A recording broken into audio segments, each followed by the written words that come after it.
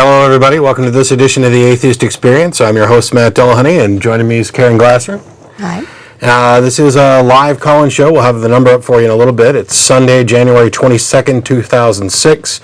And in addition to greeting those of you who are watching us live on television, there's also a special greeting for those who have downloaded the audio portion or are listening via podcast. The Atheist Experience is now podcast. You can get more information at the atheistcommunity.org website.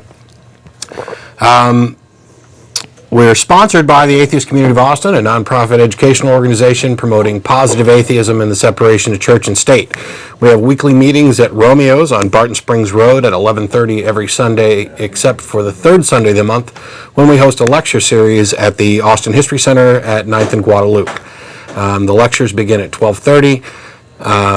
The lectures and the Sunday morning meetings are open to any atheist or atheist-friendly people.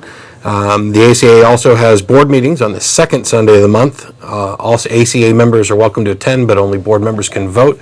And those are those are held at the Schlotsky's on South Lamar, just south of the bridge, and they start at 10 o'clock. In addition to this program, the ACA also sponsors a biweekly internet audio program called The Nonprofits. The Nonprofits will be live this coming Saturday. Normally it's broadcast over Free Thought Radio at freethoughtradio.com, but they've taken the month of January off. We are still going to be live. We're still going to be broadcasting. You can visit nonprofitsradio.com or the Atheist Community website to get redirected there for information about how to connect directly to the stream. We're not going to stop our show just because we're temporarily disconnected from Free Thought, but Free Thought Radio supposedly is doing upgrades and doing other behind-the-scenes improvements to improve the show, and we're looking forward to being back with them as soon as they're live again. In addition to the various events, we also have a number of social events throughout the week. On Monday, we have Godless Gamers, which is at the home of Russell Glasser, where we play board games, card games, and have just general discussion with other ACA members. Tuesday nights is Unholy Rollers at Playland Skating Rink near 183 in Burnett on McCann Drive behind the Nissan dealer. That starts at 7 o'clock. It's adult night at Playland, so you wouldn't be able to bring kids, but we've been meeting there just informally to roller skate and have a good time with other ACA members and guests. Thursday night is Atheist Happy Hour at Antonio's Tex-Mex. That begins at 7:30. Antonio's is located near I-35 and 183 on the southbound feeder road. And additionally, we've been going, the cast and crew, to dinner after the show. Currently, we're going to Mongolian Barbecue, which is located on 117 San Jacinto, downtown near 2nd Street. The show's on until 6. We normally get there somewhere between 6:30 and 6:45, and you're all welcome to come down and join us, any atheist or atheist-friendly people. If you're planning on coming down to preach or proselytize, don't bother coming down. We'd like to eat our dinner. If that's what you want to do, you're welcome to call in during the program, ask us questions, give us your point of view, have a good discussion. Don't expect to call on and preach at length on the show, but we're open to a lot of calls. And if you're unable to reach us during the live show, if you're listening via podcast or watching a rebroadcast, or you're just not interested in calling or couldn't get on today, you can email tv@atheist-community.org, and that goes to all the cast and crew of the show, and we try to be pretty speedy about getting a reply to you. So this is my first week as the new host of the Atheist Experience, taking over for Russell Glasser, who will still be with us as co-host once a month like everybody else. And I thank you for allowing me to come into your homes, and I hope I can live up to the shoes of Russell and Ashley and Martin and all the other hosts that have come before me. And without further ado, we're going to go over to Keryn. What do you got for us? Hi. As promised for like the last month or two, I intend today to talk a little bit about discrepancies between the Jewish version of the Old Testament and various Christian versions of the Old Testament. And actually, that is a misnomer. There isn't really technically any Jewish Old Testament. It's called the Tanakh. usually. And the word Tanakh comes from the first letters in the 3 separate sections, which are the Torah, the Nevi'im, and the Ketuvim. So you take the T, the N, and the K, and you got Tanakh. It's also got another name. It starts with an M. Mikra. What? Mikra. Yes, the Mikra. The order is, the Torah is as it is in the Old Testament, Genesis, Exodus, Leviticus, Numbers, and Deuteronomy. The second part that comes after the Torah, which is Hebrew for law, is Nevi'im, which means prophets. And these are books like Joshua, Samuel, King, Isaiah, Ezekiel, and other minor prophets. And then in the Ketuvim, which means writings, it includes Psalms and Proverbs and Lamentations and other stuff like that, such as that. When I started researching this subject on the internet, I really don't have very much specific, extractions of specific texts and to show you how they're different. But I think Matt can probably fill that in a little bit. Did you say? Maybe. We'll see. I'm going to be a little scatterbrained today, so just bear with me. It'll be interesting, I swear. When I started researching the subject on the internet, I was seeing a common trend that the main differences between the Old Testament and the Tanakh, the Old Testament, and the Tanakh is that they are sort of placed in different orders. They're sort of reorganized, and in the Tanakh, they're not really written with chapter titles and line titles. You don't really have the 7, 12 little quote numbers. They just kind of tell it as a story. The way it's been rearranged, I think the Old Testament kind of places it all chronologically in order of how it happened, and in Judaism they place it more by order of importance. Let's see.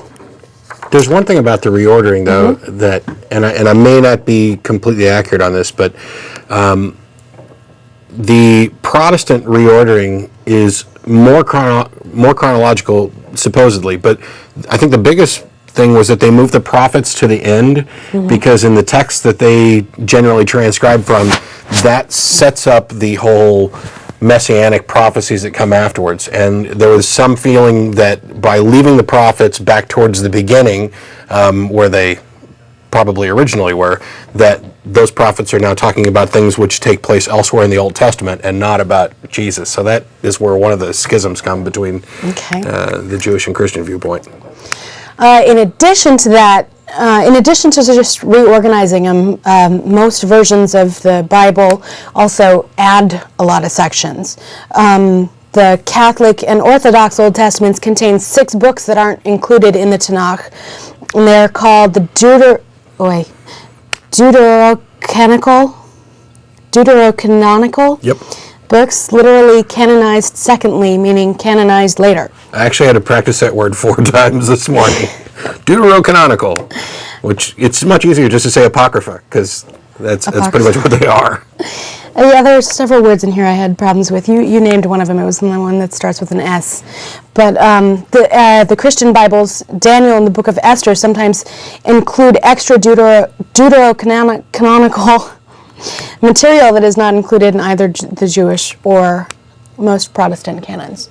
We're coming up on the Book of Esther right now in Judaism because it's almost the celebration of Purim is coming up. Cool. I was just approached in Temple on Friday when I was at services, because I am a practicing Jewish atheist, to play the part of Vashti in the Purim spiel, which is going to be, last year it was in the style of Greece, and this year it's going to be in the style of 80s rock group. Well, that'll be interesting. That's a little Jewish custom. Purim is our Mardi Gras. It is my favorite holiday. I can see why. We're going to throw out some hair bands for Mardi Gras this year. Yay! So another big discrepancy that's a real big problem is deciding what is the most accurate version of the Bible. And I don't think you can really say there is an accurate version of the Bible, but there's two different kinds. You have those words. The main roots are the Septuagint text and the Masoretic text. Okay, and the Masoretic texts are translated from Hebrew directly, right? There's primarily Hebrew. There's a little Aramaic in some of them.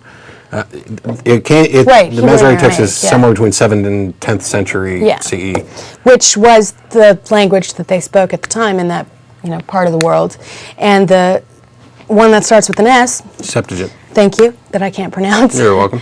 Was translated from Greek.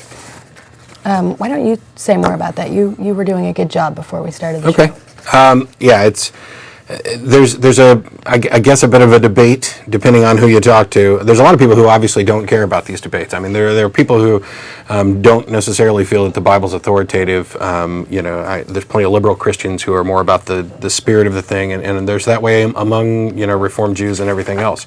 The Septuagint's the oldest surviving translation from around of the Old Testament or the Tanakh from around 250 BCE. The Masoretic text was compiled by the Masoretes between the 7th and 10th century CE, and the oldest existing copy of that is around a 10th century document. Now, it's the official text that the Hebrew Bible is based on. The only Jews who don't use the Masoretic text are the Ethiopians. There's an Ethiopian Jewish sect that actually uses the Septuagint.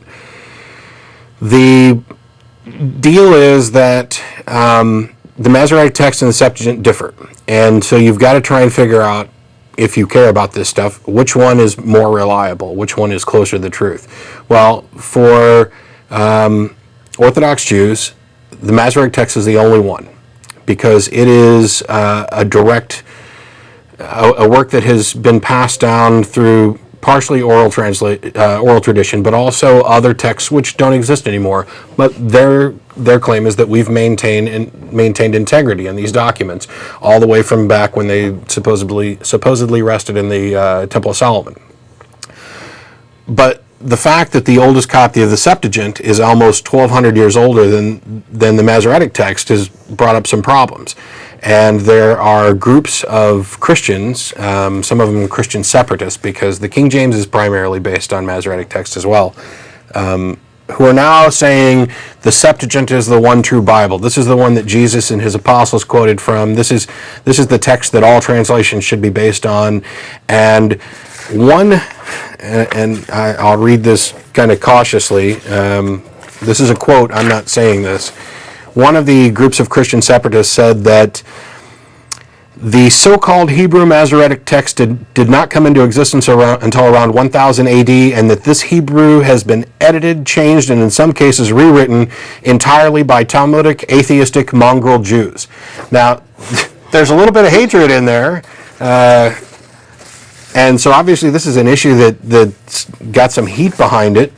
They do make some good points as to why they feel that the Septuagint's a better translation, and obviously I don't think either one of them is any more reliable. Mm-hmm. It's just a bunch, which one do you choose? But coming down from history, you have essentially what would have been the original Tanakh in the Temple of Solomon. One copy was there to be translated, transcribed, whatever. There's an oral history that passes down, and there's a bunch of missing documents. And then around 1000 AD or CE, there's the reworking of the Masoretic text, which is supposedly following that tradition. On the other hand, around 250 BCE, there's the Septuagint, which is slightly different. It may have been written by Hellenistic Jews, possibly with some Essene influence, because the Dead Sea Scrolls, which are generally considered to be Essene in origin, while they agree with both texts and they're not greatly different, although there's a couple spots where there are major doctrinal differences because of it. The Dead Sea Scrolls tend to agree more strongly with the Septuagint than with the Masoretic. So you can't. I don't see how you could ever really say, because we don't have originals of either of them. So you're still just talking about copies of copies. What would be really nice to have would be just tape recordings of Jesus talking. No, that would be good. Wouldn't that be nice? Or Moses. Yeah, that'd be even better. Or God. Yeah, yeah. Anyway, but I mean, it is really critical what kind of story comes around, depending on how you translate it and how you organize it. I mean, we know from Rush Limbaugh that if you cut things down and take them out of context and reorganize the way they were said, you can get a really screwed story out of that. There's an example here which I think would be a major difference, that the word alma in Hebrew literally translated means young woman, but when it's translated in the Christian traditions or in the Greek traditions, it's translated as virgin. And I would think there would be a big difference whether or not half the women in the Bible that are referred to as virgins were not actually virgins, but just young women. For example, Mary. She had to be a virgin.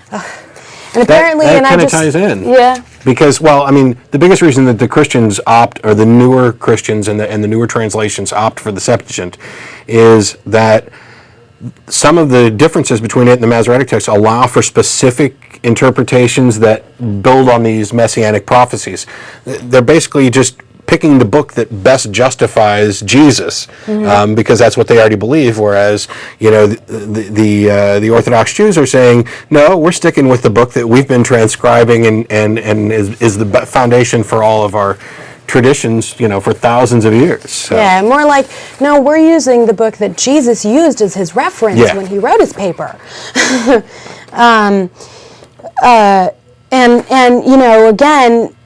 Again, I can see for the Septuagint,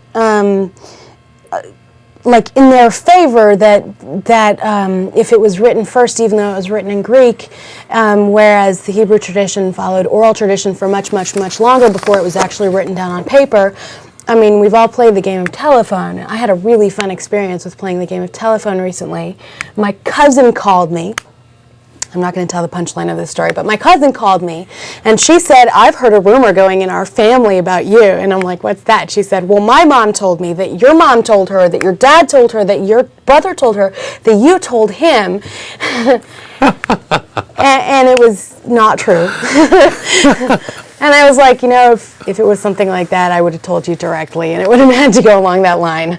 I'm not the kind of person that keeps things secret very well. It reminds me of that opening sequence in Ferris Bueller where my best friend's sister's brother's boyfriend's girlfriend knows this guy who has a friend who met Ferris at 31 Flavors last night. Wow, you actually have that down pat. That's not right, but it's close. That was pretty close.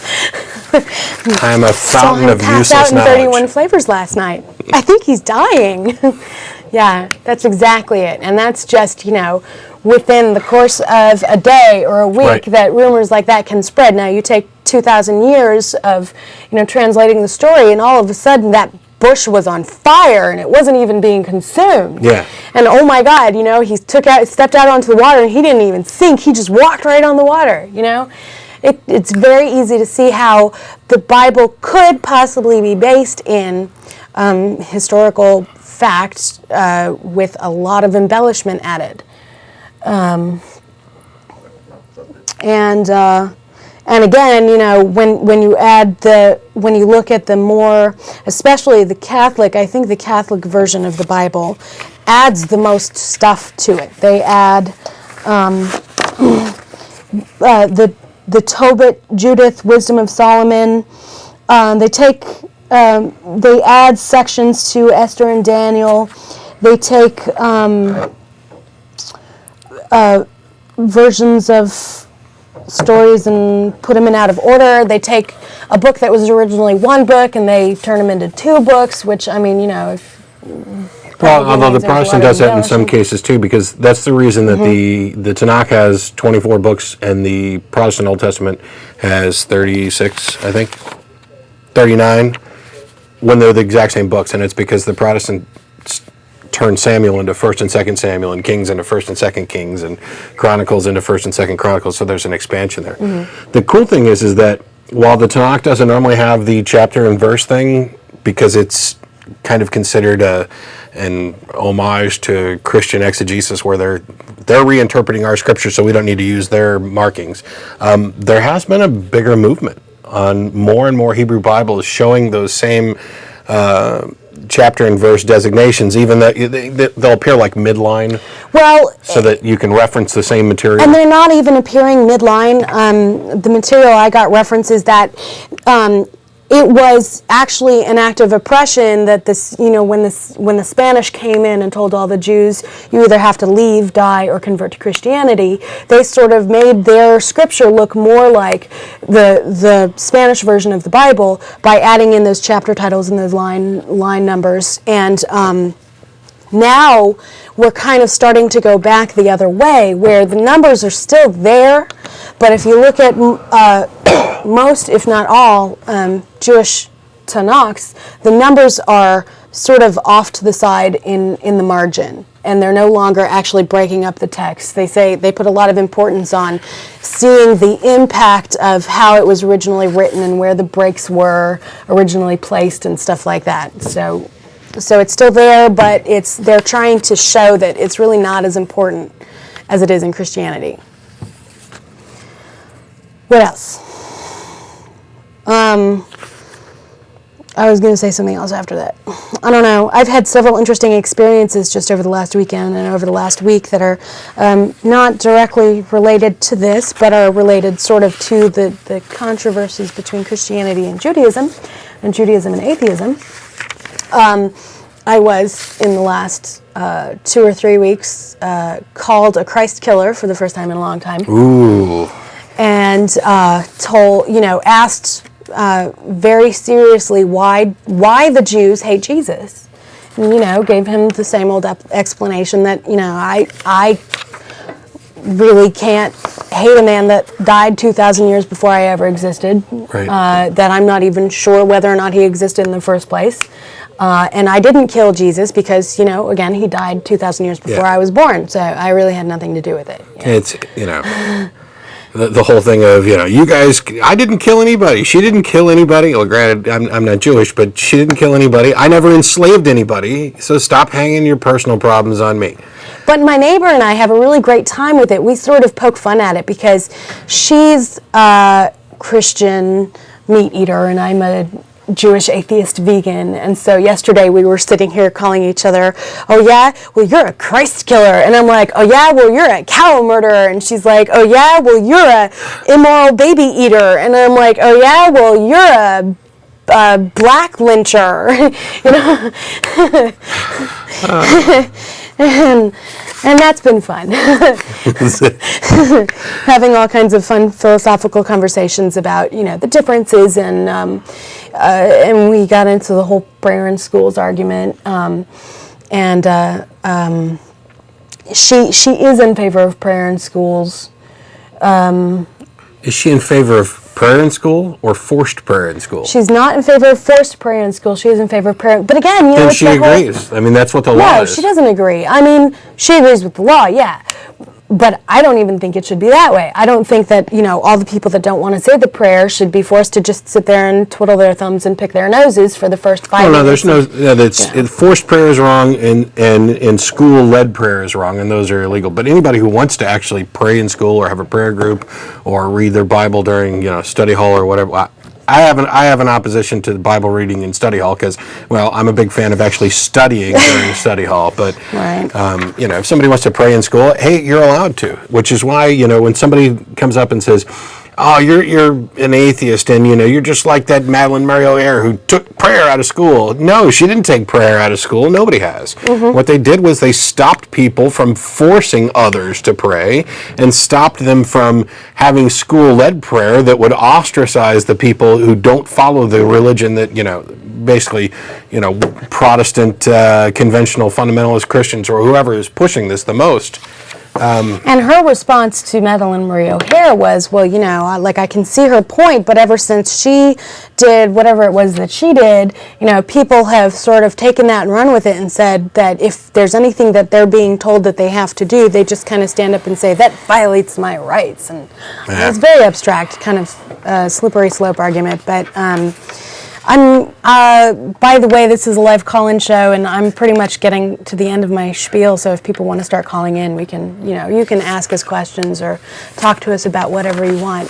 But the other interesting thing that happened to me this weekend was that my old youth group Jewish youth group that I used to be in high school had a convention here in town this weekend, and I offered to host 4 teenage boys You are brave. in my little 1-bedroom apartment with me and my boyfriend and 5 cats. And as soon as they got there, they were like, "Wait, you have cats? Oh, I'm allergic to cats." And I was like, I very clearly said on my statement that I have 5 cats. So I ended up with 3 boys, but 3 boys and 5 cats. 3 boys, 4 boys if you count my boyfriend, and 5 cats in my 1-bedroom apartment. But it was fun. It was really fun. It was very nostalgic. And, part of the host packet information said that, you should spend some time talking to these kids. They don't want to talk to their hosts. They want to party. They want to hang out with their friends. They want to talk on the phone to their friends. They want to gossip. They want to go to sleep. They want to go back to temple. But, the packet says you should talk to them about Jewish life in the adult world and, how you've incorporated it into your adult life. And if any of you have read my profile on the website, on the TV experience page, it's, I do have a lot of post-high school Jewish experience incorporated into my life. So I did talk to them about that a bit. It's kind of a forced conversation. I actually started it by saying, so the paperwork says that I'm supposed to talk to you about it. And if any of you want to confide any personal stuff in me, or you're having problems with suicide or depression, you're welcome to talk to me about that too. I hope you're all fine, but just in case you're not. Oh, and of course, they walked into my house, and the first thing they did was look up at my entertainment center where I have a hookah sitting up there. And they're like, "You guys have a hookah?" And I'm like, no, you didn't see that. It's not real. It's aesthetic. We put flowers in it. Yeah. So that was a fun experience. So I see we're starting to get some colors, although we don't have any information up on them yet. And I guess while we're waiting, we can dig back into the Bible conversation as needed and talk about whatever the callers want to talk about. I do have one little news article to hit real quick, and that was in late December. The 6th Circuit Court of Appeals ruled that a Kentucky courthouse display featuring a copy of the 10 Commandments did not violate the First Amendment. I haven't read the entire opinion on this one the way I have with the Dover decision and the 2 Supreme Court decisions that came around last year. One of those being a Kentucky courthouse that had the 10 Commandments basically like right up behind the witness in the witness box almost. And the Texas monument that's here on the Capitol grounds, the Kentucky one was, the ruling was that they had to remove it, and the monument here on the Texas Capitol, the Supreme Court said could stay. This new decision by the 6th Circuit Court, there's some people who are irritated about it. Oddly enough, for very different reasons, I think. Based on the letter of the law, their decision seems to be fairly sound, although I still have objections for other reasons. This particular display was part of a big, broad display of a lot of things that were meant to represent the foundations of law and everything else. It's not too dissimilar to the friezes on the Supreme Court building, which are, of course, the Supreme Court ruled were just fine. My objections to this were that the judges decided to take it upon themselves to make some rather nasty statements, particularly about the ACLU. They ruled that the display could stay, and Judge Richard Sir Heinrich blasted the ACLU, saying that and criticized the, quote, tiresome legal arguments about the wall of separation between government and religion.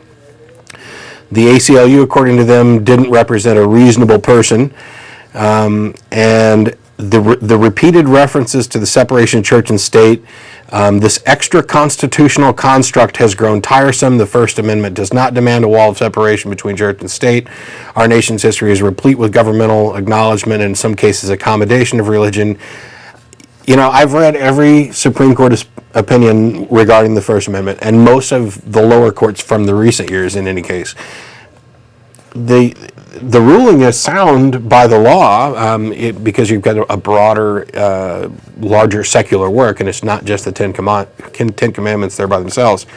But this kind of blatant bias in the judge's opinion is kind of disturbing, because they're basically saying that defending civil liberties is becoming a pain in their butt.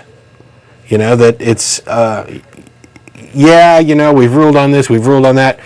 The reason that cases like this come up is because there are people who consider civil liberties in general, and some of these in particular, to be extremely important. And instead of lambasting the ACLU for bringing another tireless lawsuit into your jurisdiction, maybe you should send a memo to the U.S. Supreme Court and say, stop handing down contradictory decisions, like saying that the Ten Commandments in Kentucky can stay, but the one in Texas has to go. In that case, you had Justice Breyer essentially invent a grandfather clause and just blatantly assert that the Texas monument was a secular monument when it's not. It's clearly not. I mean, this new one in Kentucky that the court case about is definitely more secular than the one in Texas, which is why I can understand their ruling. But this whole issue continues to propagate, the myth that this nation was founded on Christianity, or the Ten Commandments are the source of our law. One of the members of the legal team for the Mercer County, the defendants in the case, said that this decision begins to turn the tide against the ACLU, which has been on a search and destroy mission to remove all vestiges of our religious history from public view. History is crystal clear that each one of the Ten Commandments played an important role in the founding of our system of law and government. I don't know, Mr. Staver, have you actually ever read the Ten Commandments and compared them to our laws at all? Or are you just going to make a bald-faced lie like that right out in public? At most, 3 of the 10 have any relevance to U.S. law. I mean, you start right off the top with, I'm the Lord thy God, thou shalt have no other gods before me. That completely denies freedom of religion, which is exactly what we have, and what you're trying to prevent by saying that these things are okay by the First Amendment. Not only is that First Commandment not upheld by law, it's directly refuted. The same is true for the second, where you're not supposed to take the name of the Lord in vain. I can say whatever the hell I want. It's called freedom of speech. That's the Second Amendment? Second Commandment, sorry. I mean, the Second Commandment. Yeah, well, it depends. It depends on whether you're reading the Protestant. Judaism is that thou shalt observe the Sabbath. Yeah, remember the Sabbath, keep it holy. The third would be taking the name of. I don't have my notes on me right now. I've never heard that one. But even so, that if it were a law that thou shalt observe the Sabbath, you would be sent to prison if you worked on a Saturday or a Friday or a Sunday or whichever day you believe the Sabbath was. Yeah, there's all out of the Ten Commandments. There's only 3, and that's murder, theft, and possibly perjury. If you want to take the lying as perjury, it depends on your translation. But I mean, it also depends on which Ten Commandments you look at, because there's a different one for Judaism and Protestantism and Catholicism. The Catholics, which they get rid of the "Thou shalt not make any graven images," they just chuck that one right out. Because, the Vatican would look kind of bare. I'd like to see what would happen to this country if it were illegal to covet your neighbor's wife. Yeah, I mean, that's the foundation. Keeping up with the Joneses is what America was built on. So, coveting your neighbor's wife and, goods, I guess, is I'm not necessarily saying coveting your neighbor's wife is a good thing, but keeping up with the Joneses is kind of the basis of the free market system and American, the American dream of owning a house and just owning see that things. new Cheaper by the Dozen Part 2 movie. It's all about that. I haven't seen that. I haven't seen it either. I've just seen it. Let's head on to some callers. We've got Lenny. How you doing? What's up? Hey. Did I hear that, Keryn, did you say you're a Jewish atheist? Yes. I'm kind of confused. What is that? That means that I am Jewish by blood, culture, and heritage, and I'm atheist by philosophy. Oh, okay, I get it. Yeah, what y'all be saying about the differences between the Jewish and the Christian text is pretty interesting. Do y'all know what the Jewish view on Jesus is? Well, I guess you might know, Keryn. If we know what? The Jewish view on Jesus. Yeah, the common Jewish view on Jesus is that Jesus was a rabbi, sort of. He was a teacher. He was a philosopher. He was a really interesting man that, had a lot of interesting ideas, and a lot of people kind of looked up to him. And that's pretty much it. I mean, he wasn't the son of God. He wasn't immortal. He wasn't, anything else. He was just kind of another philosopher. All right, now, I don't know what I called about. I was talking about intelligent design. Sure.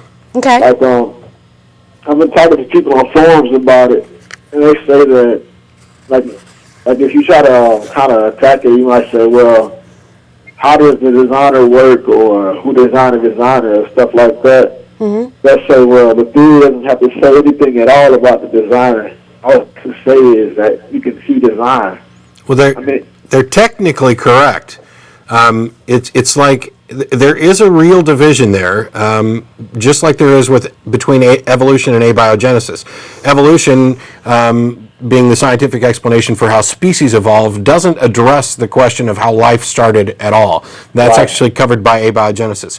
So there is some truth to that delineation in intelligent design, by saying, well, we're just looking at how intelligent design could have worked to create species much like evolution does, without worrying about God. The reason that tends to fall apart, in my opinion, is that there's nothing to support their claim of intelligent design other than perceived design, and the assertion of an intelligence being involved in the actual claim demands that you define what that intelligence is.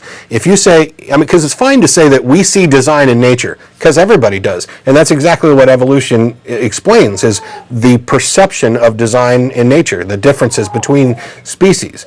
So to say that you see design is one thing. To say that you see intelligent design is to imply that the design can only have occurred through an intelligence, and it's simply dishonest to say, okay, we're going to work with this assumption and go down the road without demonstrating that your initial assumption is feasible at all. See, that's my problem. I agree with what you said. Like, if you leave it in like a faith philosophy, that's fine. But the problem is they're trying to replace that. Replace evolution with ID as a science, and yeah, if you want to teach intelligent design in a philosophy class or a religion class or something like that, or even there are philosophy of science classes, and I've been having a discussion with a friend of mine from the ACA about this kind of thing. If you want to teach in those types of things, that's fine, but you cannot or should not be able to walk into a science class where they're teaching established science and good science and scientific theories, and just plug intelligent design in there as if it is similar to or equivalent in its support among the scientific community and evidence on par with evolution and stuff, because that's just not true. Yeah, it's ridiculous. There's no experiments. With evolution, there's like a vast number of experiments. You got a vast number of peer-reviewed papers. None of that with the ID. And you have it's pretty, in my opinion, it's a creation is to try to get back into the game in the public school arena. Yeah. If you just kind of present it on itself as say this is an alternative idea, then you wouldn't try to replace evolution in a biology class with that. Mm-hmm. Yeah. All right, that's pretty much it. All right, thanks a lot, Lenny. Thanks for calling.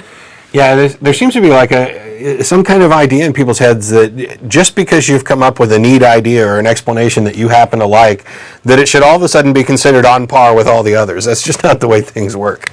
And if it were the way things worked, we would be spending an awful lot more than 18 years in school. Yeah. Not even 18, 12 I years, really think it's more important to, while it's important to teach people how to think critically, how to evaluate scientific claims, the process involved, it's far more, if we're going to have to make a choice between teaching them what we know to be so and teaching them neat ideas about how things might possibly be but we can't prove, I'll go with teaching them things we know are so.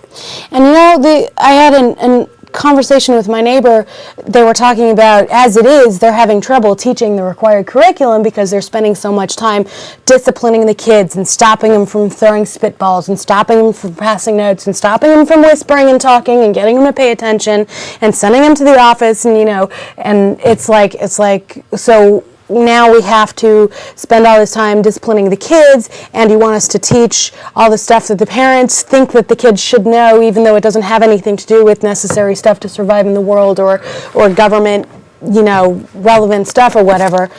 I think what they should be doing, rather than enforcing more and more things on these poor little kids, instead of enforcing metal detectors in schools and enforcing,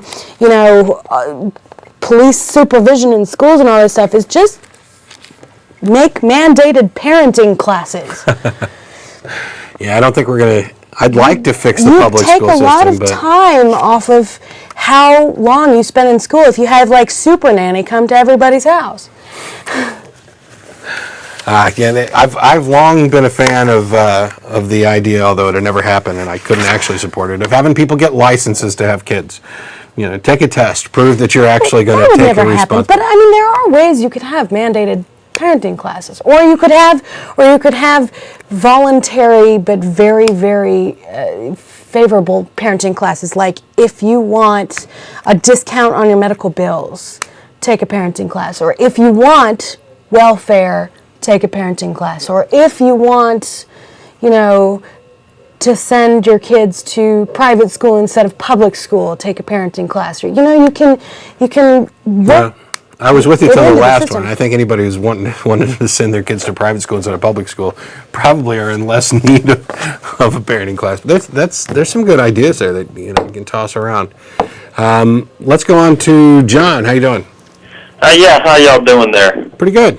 Yeah, I kind of wanted to talk about I had a sort of parallel with what the young lady was saying about how she's Jewish bicultural and then, has been an atheist, I guess. Well, I guess you would say religiously, but really not religiously. Philosophically. I kind of sort of had some things happening in my life. I've grown up as a Mormon, and I still like to practice a lot of their cultural traditions, but I think I'm kind of losing the big picture and the whole story that they teach and everything. And I just I wanted to kind of get some advice from you, because I wanted to kind of keep the cultural things around, like, we do polygamy, and a lot of people aren't a fan of that, but I do have a couple of different wives, and then we don't drink caffeine. So it's kind of, some little things I believe that are kind of sacred and good culturally that I want to keep. Well, Keryn's definitely the person to ask, because when I left my religious beliefs behind, there's nothing at all that I practice that's remotely like that. But I'm curious. Christmas?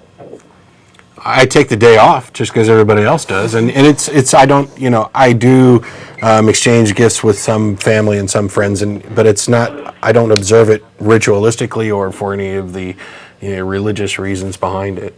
Well, that's exactly it. It's the concept of observing something without any of the ritualistic reasons behind it. It's basically, I've really spent a lot of time thinking about it, and I've actually looked at a lot of the traditions and talked with my rabbi and said, why is it that we do this at this time? And then if I like the idea, because it meshes with my philosophy, then I'll keep doing it. And if I don't like the idea, I won't do it. In Judaism, when you're in temple, there's a lot of things that you do besides just kind of, recite the prayers and listen to the preacher. You do the davening where you're bowing, and you do kind of lifting up on your toes during certain parts of it.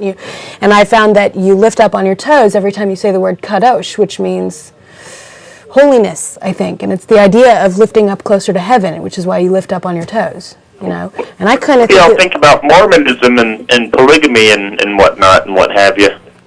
Well, okay. I personally don't agree with.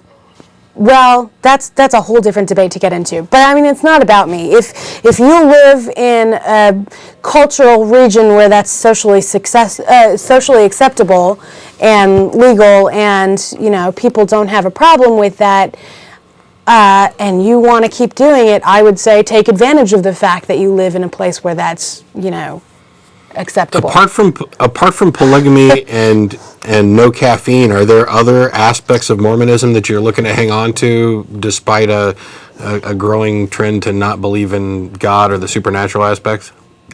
What was the last thing you said? Well, you see, you were talking about wanting to hang on to some of the traditional cultural aspects of Mormonism, although you're feeling more atheistic towards perhaps the supernatural aspects of it. Yeah. Apart from polygamy and no caffeine, what else were you looking to keep? I'm just looking to see what parts of Mormonism you enjoyed to keep. Well, I still like riding around on the bicycles in the white shirt and the tie and telling people about us. And then, we sing little songs like, "We are the Mormons, we like to have some fun." That's what I thought. I thought so too, actually, but I mean...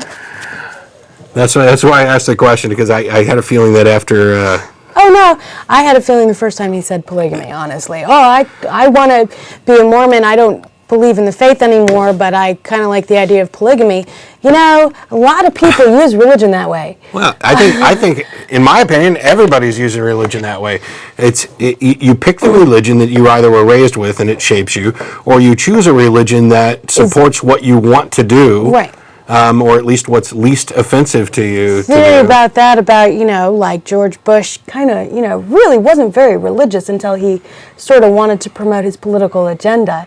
And then it just seemed like he could, get a little farther if he, I don't know. This is, I've discussed this with people and they seriously disagreed with me. But I think there's a bit of posturing in the sense that all of those politicians are doing that. I don't think anybody in public office is necessarily... I don't want to say they're all liars. I mean, they're all liars to some extent, just like every lawyer is a paid liar. But I think there's a genuine aspect to President Bush's Christianity. I just think he's exaggerating it greatly in order to, I'm not sure that I actually support, believe that there's a real aspect to it. But I mean, okay, so the last guy was sort of a crank caller, but I mean, he did ask a relevant question. Should have just let him ask the question and then hang up and let me answer it, I guess. But I mean, if you have, and we had another girl that used to be in the ACA and was on the show with me once, and she came from the Greek Orthodox tradition, and she considered herself a Greek Orthodox atheist, and I thought that was, even harder to understand than Judaism. But I mean, if it's in your family, I mean, I know that most of the people I know celebrate Halloween. Very few of them are pagan. Yeah. Most, they're trying very hard to make Christianity an American holiday instead of a Christian holiday. They're trying to, there's people celebrate Mardi Gras even if they're not from New Orleans or wherever Mardi Gras originated. People celebrate Oktoberfest if they're not from Germany. I think, people find things they like and they either agree with it or they don't. When I go to temple, I love the music. I love most of the things the rabbi has to say. He gives really creative sermons. Yeah. I love how he ties in what they could have been thinking at the time that they wrote with how it's either relevant or not relevant to today. I love the sense of community and culture, and everybody you're in the room with has some kind of common background with you. That's why I hang out with the atheist group as well. It's like going to temple is my alternative to going to the atheist group. I'm hanging out with people that I have something in common with. I like doing certain traditions because it makes me feel connected to my heritage, my ancestors. This is the way it's been done. This is the way you always must do it. I don't always believe that statement, but if it feels like, you can internalize it in a meaningful way, then props to you. Do it. Well, I've done some things, and that are, hey, my dad did this and that sounded cool, so I'm going to go do it. There is a good connection thing. I think what a lot of people end up doing, or at least many of them, is no matter what they actually believe, they enjoy adopting whatever label makes them feel most comfortable as far as their surroundings of, I'm a Christian. What, are you really? I mean, do you fit under any particular model of Christianity? Or are you just saying, I'm a Christian because, 80% of the population says that, and that makes you feel included? You were raised Christian, you tend to agree with the good parts, but you can say the same thing about atheists. There are plenty of atheists who, rather than having done any real thoughtful consideration about the philosophical aspects, there are people who just got mad at their old religion and said, "Oh, that's a bunch of crap. There is no God." And now I'm an atheist, and they're happy to say it. And then, of course, when they reconcile with some other version of their old religion, they say, "I was an atheist and I found God again," and then of course that perpetuates a big myth. I don't want to shoebox everybody into little bitty pieces, but if you're willing to adopt labels, I for one think that if you're going to adopt a label, you ought to at least have the integrity to actually mean it and have an understanding of that label. I don't. But besides just adopting them, it's fun to study and explore and research and be part of different kinds of cultures. I mean, I was raised Jewish. I went to Hebrew school. I was basically required by my family to go to Hebrew school till my bat mitzvah, and then given a choice whether or not I wanted to continue. I was one of the few students in my class that went all the way, But I'd phrase that a little differently. Thanks. But I also spent, when I was going to college as a social worker, I started my own little club that I started researching different things that you can participate in and inviting people to come with me. Like, hey guys, I just want to let you know, this weekend I'm going to a celebration at the Hare Krishna temple. And if any of you want to come with me, it could be an interesting experience, Hey guys, I just got 2 free tickets for a video that you can watch at the Church of Scientology. They actually didn't let me go to that one. Probably better off.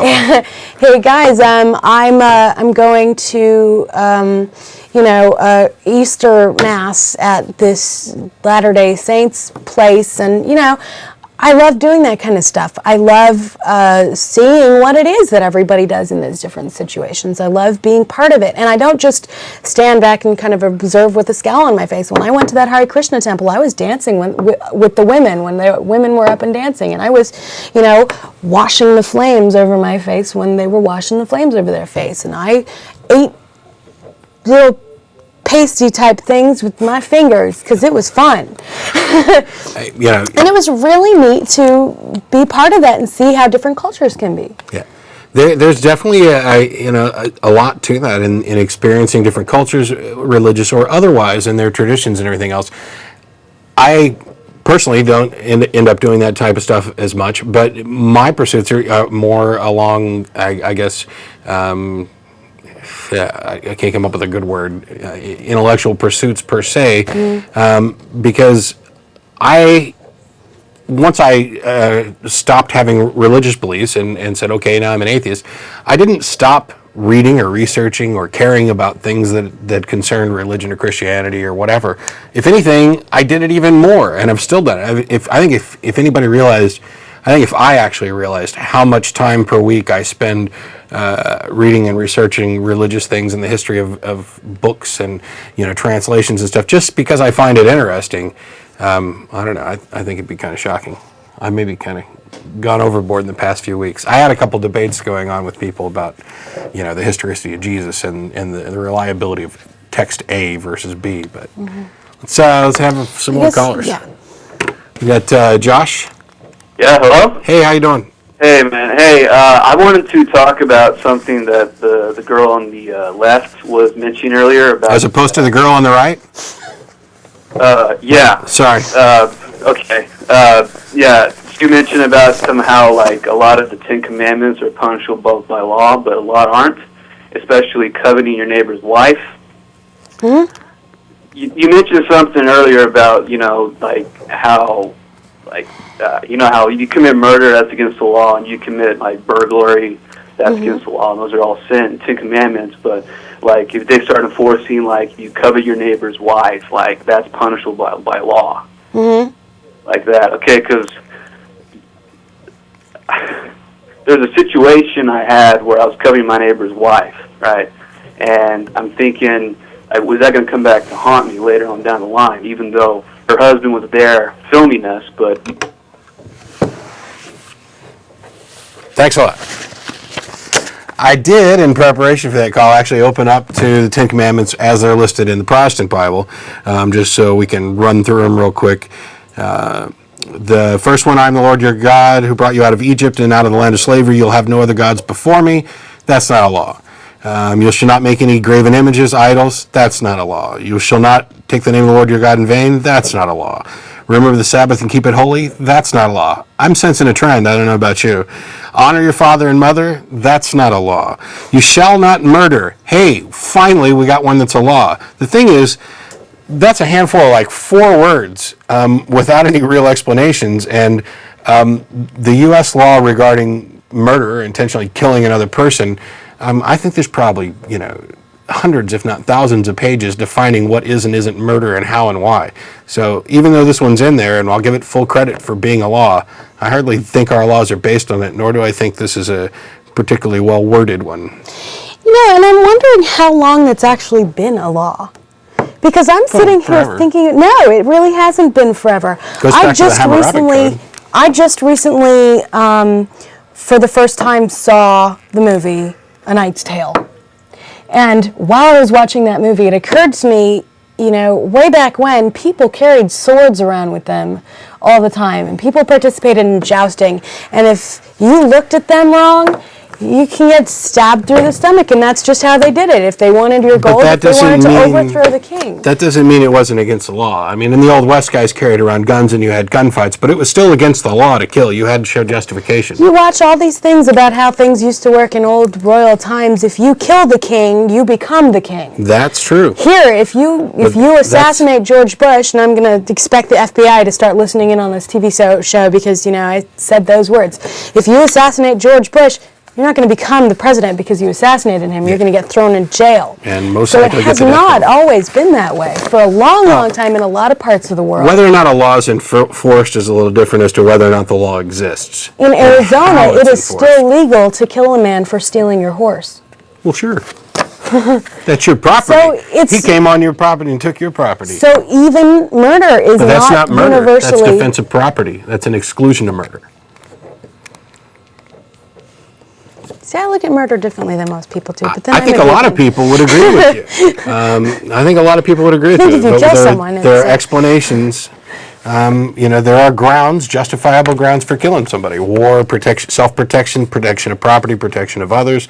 There's lots of different reasons. Plus, if you're, like in the old days, if you killed the king, well, you're above the law anyway. You're writing new laws and doing everything else. But murder's been like the way you choose a husband is whichever one is alive at the end of the jousting tournament is the one that you marry. I'll take the one with the pulse, please. We've got Steve. How you doing? Pretty good. How are you? Pretty good. I have this book called Who Wrote the Bible by Richard Friedman. It was written, I think, back in the 80s. It's been around for a while. It's a sort of a scholarly study of the Old Testament. And in fact, it's a bit hard to read. It really isn't easy reading, and it isn't a book by an atheist. I don't think. I think it's just someone who studies texts and. Right. But it is kind of interesting apropos to your topic today, because at least at the beginning of it talks about who wrote. We're trying to figure out who wrote the Bible. The first books of the Bible are, I guess, the Moses part, or the Mosaic books, or the Torah, or the Pentateuch. The Torah, and I guess a lot of people, by tradition, think that Moses wrote it all. Actually wrote it down, even though there's nothing in there that says signed Moses, right? I mean, there's nothing in it that says, I am writing this down and I am Moses. Right. Most scholars actually now think that the Pentateuch was written by 5 or 6 authors at various times and various things. And while it's generally attributed to Moses, I hate to say it this way, but the better scholarship now is that Moses most likely didn't write it, or at least didn't write all of it. If in fact Moses even ever existed, I mean, there's not like there's any more evidence that he existed than Solomon or David or Jesus or anybody else. Plus the Pentateuch includes a description of Moses' death and burial, which automatically excludes him from at least writing those verses unless he was predicting. Yeah, I guess you got a point there.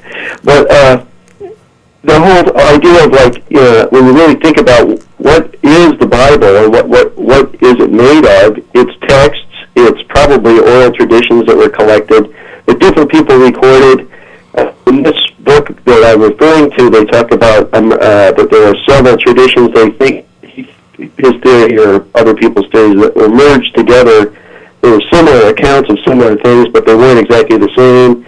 In one stream of it, they refer to God one way, and in another stream of it, they refer to it another way. Are you talking about differences like between the plural Elohim and then specific, like Yahweh or Jehovah or one of the other names? Is that what you're talking about? Okay. So it's kind of a technical thing, but I guess the gist of it though is, you start looking at this and you go, when people say this is the Word of God and it's infallible, and you see, even, and this book is written, I think, by someone who's not necessarily dismissing the Bible or the religion or anything. It's just some student of ancient texts and language and linguistics and things.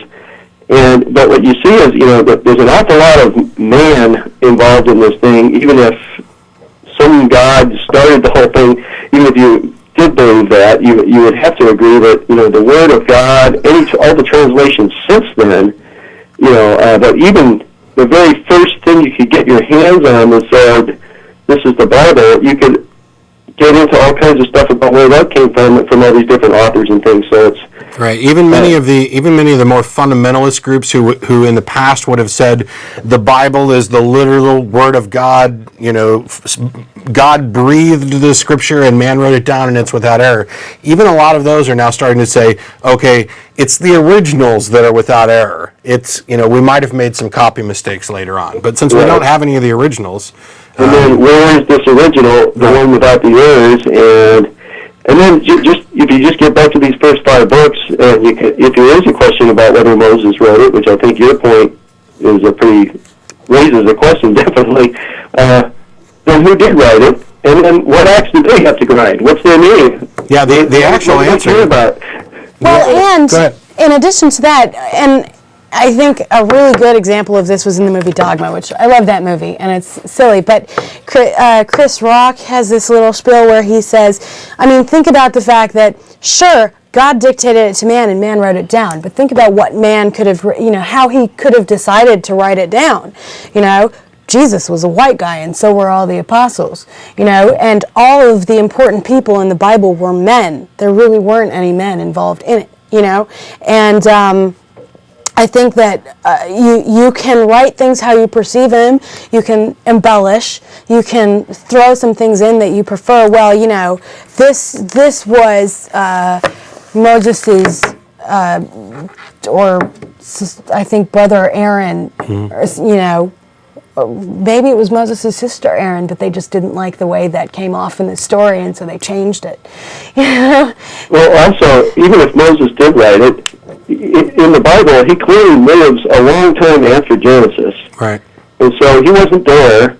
So I guess there was a transcription. God said, let me sit down and tell you what to write down. But he never mentions anything about that. The apologists on that, whether they be Christian or Jewish or whatever, are going to say, hey, we're talking about a guy who actually talked with God and God handed him the 10 Commandments. So obviously we can take his word for all this stuff that came before it.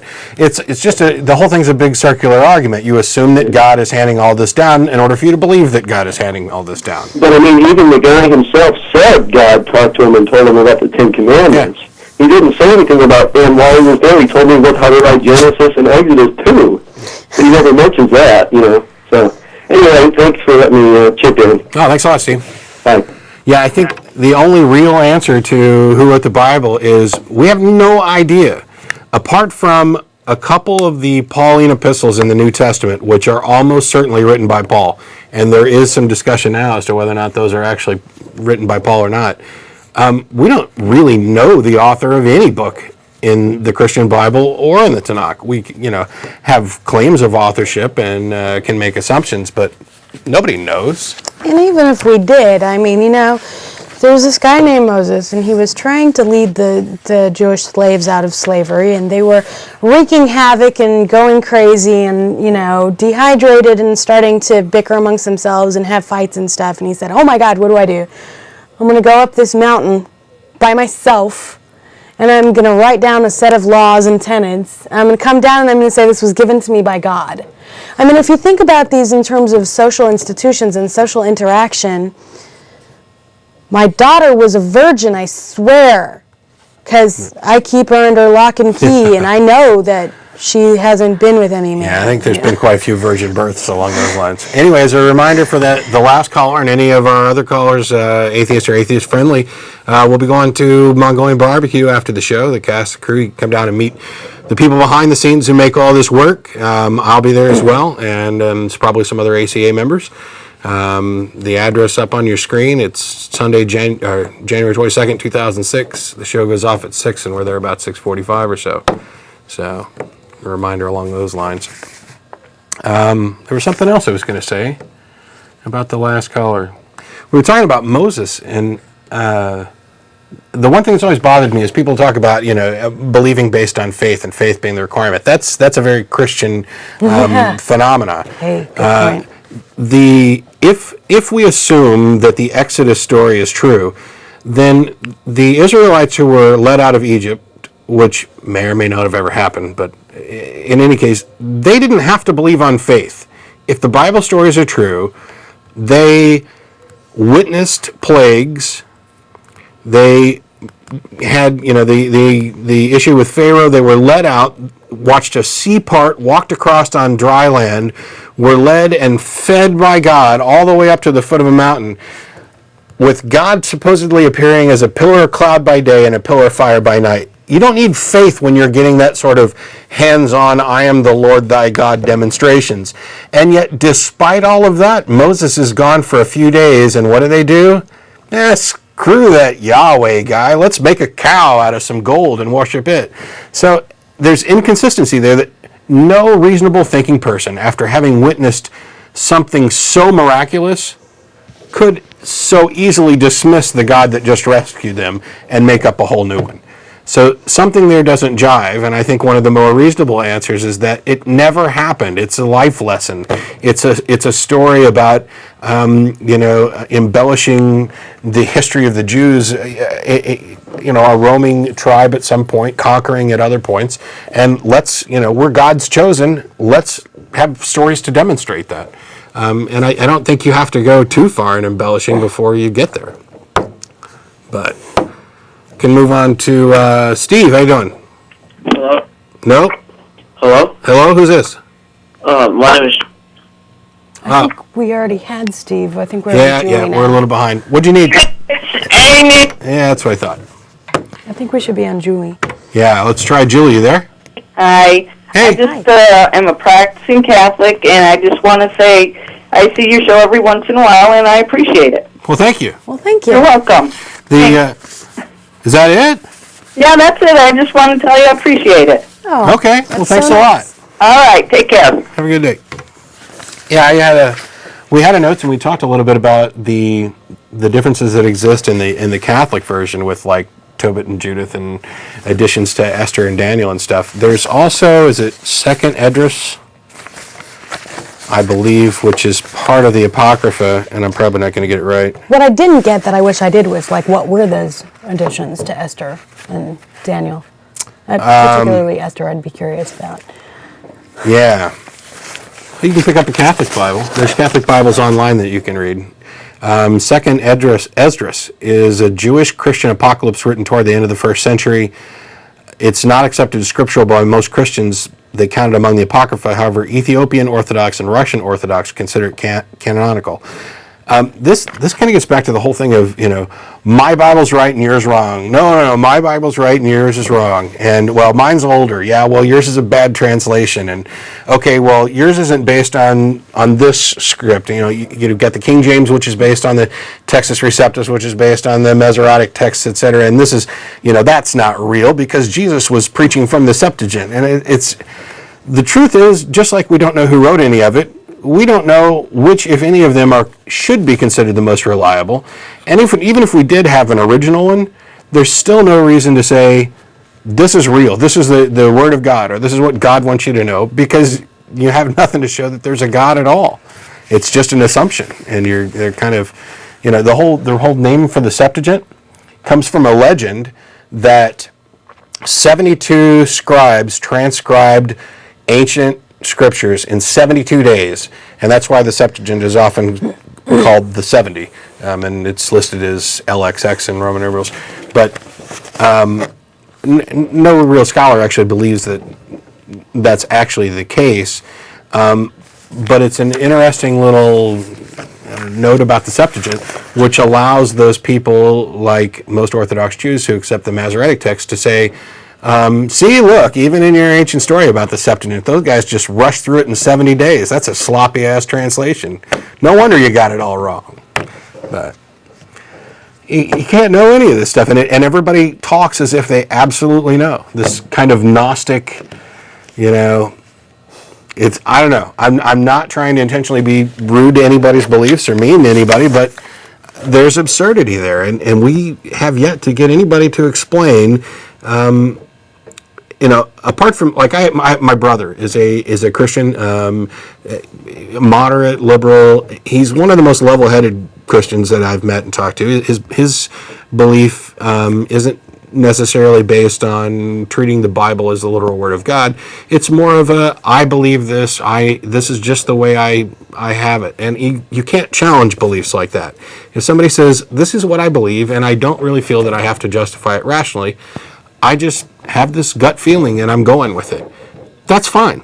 I would prefer that that's not the way people believed. I think there's a much better method of establishing rational beliefs based on, evidence and reasoning. But you can't refute that kind of belief.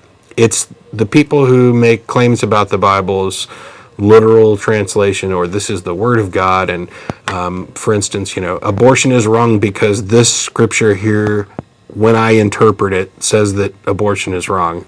That type of thing. That's the type of thing that we are I guess, oppose and are talking about. If you have some esoteric belief that's just you, and you're not out there trying to make sure that the rest of the world is forced by legislation or whatever else to agree with your worldview or follow your worldview, good on you. The Catholic caller who called in to say she enjoyed the show. We have a lot of people. I mean, we talk about separation of church and states issues. The Freedom from Religion Foundation, you got Reverend Barry Lynn, who's a Baptist minister. He just happens to not be as nuts, or maybe not nuts at all, I don't know, as some of the more fundamentalists. Maybe a Fred Phelps, who's all about the literal. I have a fellow social worker in the community that I have fascinating conversations with her based on the fact that we believe we agree on almost exactly the same thing for completely opposite reasons. It's so funny when we have these conversations. I'm just like, it's so amazing to me how we're coming from completely opposite places, but we came to the same conclusion. Like Christmas, this war on Christmas. I hate that Christmas is as commercialized as it is. And I don't like the whole holiday, happy holidays thing either, because I think it's a farce. I think it is blatant Christmas, that they're trying to be inclusive of us, even though it's still Christmas. I mean, it's Christmas is Christmas any way you look at it. I think it's very commercialized. I think it's very in our faces. I wish it would go away. I wish people would just have it in their own homes and their families. Her belief is she hates this whole commercialization of Christmas thing and this whole happy holidays thing because it's a farce. Exact same thing I believe. But to her it's because, it's it's a commercialized holiday and it's not holy anymore. It's been cheapened. It's no longer something that's meaningful. It's no longer, people give each other silly presents like who got a bigger bicycle at Christmas rather than donating that money to charity, and rather than sitting at home and praying and worshiping Jesus and God and all that kind of stuff. She thinks she feels exactly the same way that I do, that it should not be governmentalized and it should not be commercialized and it should not be a national holiday, because that takes away the true meaning of Christmas. Well, I'm probably against it being a national holiday, as far as it's the only religious holiday, which is also a U.S. national holiday. But I'm a fan of the Happy Holidays thing, because to me, when you have a society where there are several people celebrating several different holidays around the same time, it's like on my birthday, I wouldn't go up to somebody and say happy birthday. So if you happen to be somebody who celebrates Christmas, yes, you're celebrating Christmas during this season. To me, walking up to somebody else and saying Merry Christmas, when you're the one who is celebrating Christmas, is very much like saying happy birthday to somebody else on your birthday. So the Happy Holidays thing is a way of saying, whether you're celebrating Christmas or Hanukkah or just New Year's or the one that I always forget, which everybody claims isn't real anyway. Festivus. No, not Festivus, because that one isn't really real. But anyway, no matter what, Kwanzaa, which I don't mean to be disrespectful to them, because I understand they think it's real, but it's been under attack. But no matter which one you're celebrating, if I say Happy Holidays, I'm not rudely assuming which one you happen to be celebrating, which is why I happen to like the Happy Holidays. But I take it back farther, and I say Christmas has nothing to do with December 25th. Jesus was born in the spring. Oh, yeah. The only reason it was moved to December 25th was because they wanted to try and incorporate the pagans. And then the only reason that Hanukkah became as big of a holiday as it is, because it's really not that significant of a holiday in the Jewish tradition, is because all the little kids wanted to, all their friends were celebrating Christmas and getting presents, and they were feeling left out. And then all of a sudden, you got these pagan holidays, these Christian holidays, and these Jewish holidays, and all the Kwanzaa people and all the Festivus people are feeling left out. So now you have to say Happy Holidays. Well, but it's not because you're incorporating everybody. It's because you are sucking everybody into the same lie.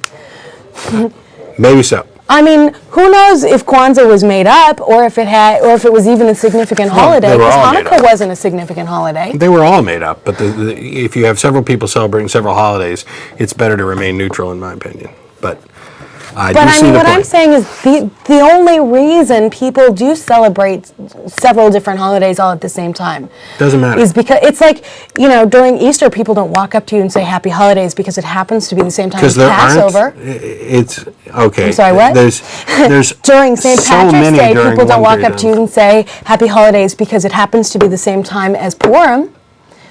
We're talking about a plurality versus a duality in a lot of cases. Well, no, I'm sure if you explore all the different religions, probably most of the religions have some holiday that falls sometime around the same time of year as some other holiday. Sure. So how about for every single holiday that we ever have, let's say Happy Holidays. Okay. I'd be fine with that, because it's supposed to be neutral and not insulting to anybody, no matter what you're celebrating. But anyway. Let's go on and grab Judith. You there? Hello? Hello? Hello? Hello? Hi. Hi, I'm the principal. No, you're not. What? It's the guy who's called us a few times before. We got Edward. How you doing? Oh, hi.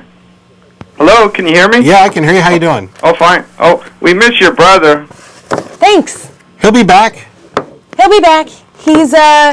He's got his schedule a little fuller than it was before, so now he's going to be in the once-a-month rotation with the rest of us. But email him and tell him you said so. He'd love to hear good things about himself. I'm thinking of looking at religion from the evolutionary point of view. It seems Christian countries are powerful, so it has an evolutionary strength to it. I'm not quite sure what you're getting at. Well, Christian countries are powerful, so it kind of, when a country becomes Christian, it tends to make it powerful. Tell me another Christian country that's powerful. Another Christian country? Yeah. I mean, like Europe and Russia and the U.S. and. Well, but I mean, China and Japan are powerful too, and they're not Christian, and India is becoming pretty powerful, and they're not Christian, and. Yeah, I think you're turning a correlation of one instance into something that might be causation. Although I would probably agree that there is sort of an evolution of religion, I think it does come a lot from, serving your own needs. I mean, we know that there's been an evolution of Christianity. You can lineate, where it started out Catholic and then it went to, and then, you got Protestants and the Calvinists and the Methodists, and you can draw this timeline of they were celebrating this, and then one guy didn't agree with it, so he broke off and started his own little sect, I mean, there's lots of evolution, and it's based on people's personal beliefs. I thought you were going to say purple people eaters. Purple people eaters. Which is just as good a thing to base a religion on as anything else. Somebody said something like that to me the other day. What was it? I thought I was going to, I don't know, anyway. But I think religion tends to make people more obedient. It tends to breed people that are more obedient. So you can organize larger populations better. They become more obedient. There may be an aspect to that.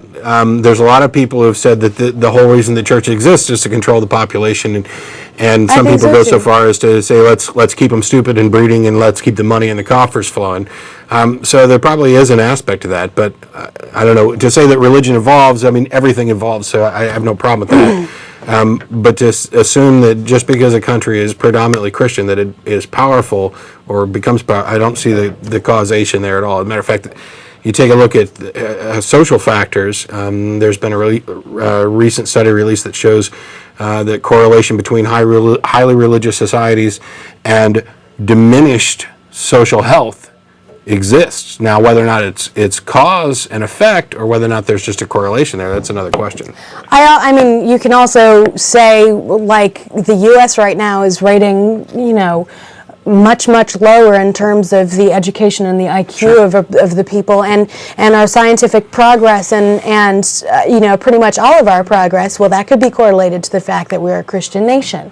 Christianity breeds stupidity, But you could also say, I think that I just lost my train of thought. Well, the problem is until recently, we haven't had all these hundreds of millions of people, and it seems like it's kind of a way how to organize them into a group, kind of. Absolutely. No, I absolutely believe that one of Christianity's main functions is to control people and to pass laws and to get people to all follow the same sort of thing and collect them together. I also think it's a way to draw boundaries between people. I think it's a way to discriminate people, and I think it's a way to separate us from them, and to give reasons why we should fear and hate and destroy other people. We're all social creatures. We're also a little bit private, and there's also a reality of fear of things that are different from ourselves. So to me, religion in a larger sense is whether it's a grand conspiracy by church elders or something that happens incidentally, people are going to organize themselves into groups of like things. It's just the natural order. I remember what I was going to say. Organized religion tends to take advantage of that. Yeah, I remember what I was going to say. I also think that the reason we've become such a Christian nation, why Christianity in this place has become so prevalent, is really the same reason why the Republicans keep winning. It's because the people who are more assertive and more aggressive are probably going to be the ones that are going to win.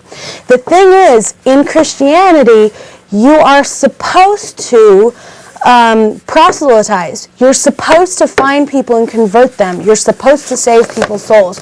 You're supposed to have prayer in schools. You're supposed to push it on everybody you can. You're supposed to get as many followers as you possibly can.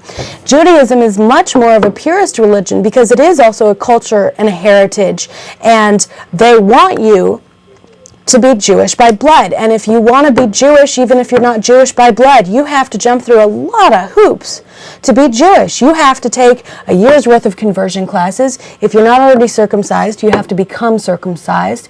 You have to go to the rabbi and ask, and usually it's traditional that you have to ask 3 times because he'll refuse you the first 2. And he'll only accept you if you're really serious enough to come back all 3 times and ask to convert to Judaism. Well, so we're not going to go out and proselytize. We're going to keep our religion to ourselves because that's what we do. We're going to, keep it private and in the homes, and we're going to teach our children within our own homes because that's the way our religion is taught. So that means, obviously, that Christianity is going to become bigger and bigger and prevail because they're more aggressive about it. They're more assertive about it, and that's what they do.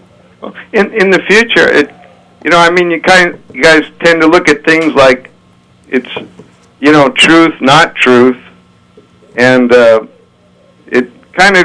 kind of have some discussions in perspective of evolution, in evolutionary forces, because of course this stuff isn't true, but in terms of evolutionary forces, it has its place.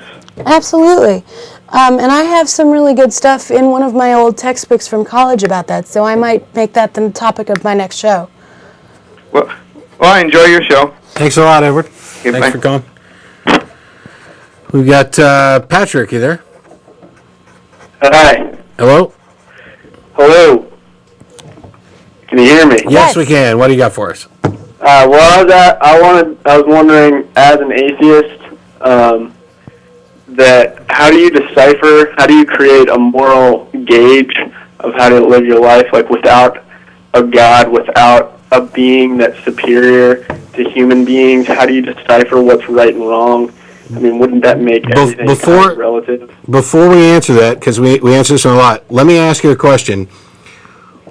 And I don't know for sure what your position is on this, but you said, how do you define a moral law or a set of moral codes without something like a God to dictate it? Is that essentially what you're asking? Correct. What makes you think that a God is required to dictate those moral laws in the first place? Can you ask the question again? What makes you think that there has to be some kind of God to dictate those moral laws in the first place? Why do you make that assumption? It goes back to what we were talking about. Russell and Jeff have got the Euthyphro Project. There's an old dialogue in Plato's Discussions where Socrates asks, is something pious or moral because the gods say so, or do the gods say so because it's already pious and moral? I can give you a really good example of this from this difference between the Jewish Bible and the Jewish Tanakh and the Christian Old Testament. Okay, in the Jewish Tanakh, you have the laws of kashrut, keeping kosher, and really, if you break down those laws, it's really based on what is clean and sanitary and what's not clean and sanitary. If you eat pig, which, I guess in old medieval times were usually used as garbage disposals, that's not going to be considered clean, and it probably spoils faster and, might have more. Then comes along this New Testament where someone says, poof, everything is clean now, and you no longer have to keep the laws of kashrut. I had that name. Yes. Yeah. You're kind of straying from my question. What I'm trying to ask is, okay, if there are no universal laws, then how, decide, why wouldn't you kill somebody to gain a lot of, no, listen, why wouldn't you kill somebody to gain a lot of money, or why wouldn't you lie to make things more advantageous for yourself? I mean, what you're saying is that, okay, you were saying what clean and unclean foods. Well, if there is no universal law, then what's saying what's clean and what's unclean? For one thing, we're running out of time. So I'm going to let you go. We'll try and answer. If not, I'll come back to this next week for sure. And there's also you can email tv@atheist-community.org. What my point was is that there isn't a universal law. Law goes by what is the social norm and what is socially acceptable. Yeah, individuals and social groups determine what is and isn't allowed. If you name anything that you can say is a universal law, and you can follow this up on by emailing us at tv@atheist-community.com, if you can name any universal law, I can probably tell you a time in history or a place in the world where it's socially acceptable to do that. Okay. We're running out of time. I want to get to Diane real quick. You there? Yes, I was just talking to the person on the phone, and so anyways, and I asked him a question. Atheists, you all atheists, y'all don't believe in God or in gods, but y'all believe in gravity and all that kind of stuff. How do you explain believing in something you don't see? Because gravity we can't see. I didn't see that. I didn't see gravity. You can see the effects of it. You can quantify it, and you base predictions based on the theory of gravity. All I saw was. Are you saying that you don't believe in gravity? I'm saying I believe in all things, and I believe in God. So I can't see God, but I know God is real. Okay, I know. I'm gonna have to let you go because we only got a few seconds left. I'll try and get back to that maybe next week. We're running out of time. Thanks everybody for watching. As a reminder, we'll be going to Mongolian barbecue shortly. The cast and crew. I don't know, boy, I can't believe in anything I'm going to believe in anything that's invisible. That seems to me to be